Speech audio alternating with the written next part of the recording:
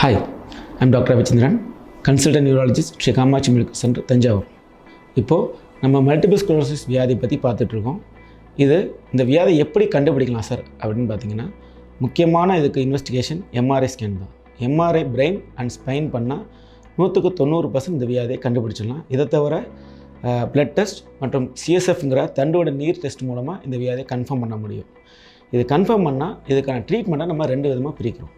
அதாவது symptomatic treatment, அதாவது இந்த வியாதினால் வர சிம்டம்ஸ், அதாவது சதைப்பிடிப்பு, மயக்கம், தலைவலி, இதற்கான அறிகுறிகளுக்கு மட்டுமான ட்ரீட்மெண்ட். அதை தவிர டிசீஸ் மாடிஃபைங் தெரப்பி, அதாவது இந்த வியாதிங்கிறது ஒரு நாள் போகிறது கிடையாது. இந்த நோய் எதிர்ப்பு சக்தி அதிகமாகிறதுனால கண்டினியூஸாக நம்ம நரம்பு மண்டலத்தை பாதிச்சுட்டே இருக்கும். அதை குறைக்கிறதுக்கான பல்வேறுபட்ட மருந்துகள், ஊசிகள், வாரம் 1 முறை 2 முறை செலுத்திக்கிற மாதிரி பல்வேறு மருந்துகள் நம்மக்கிட்ட அவைலபிள் இருக்குது.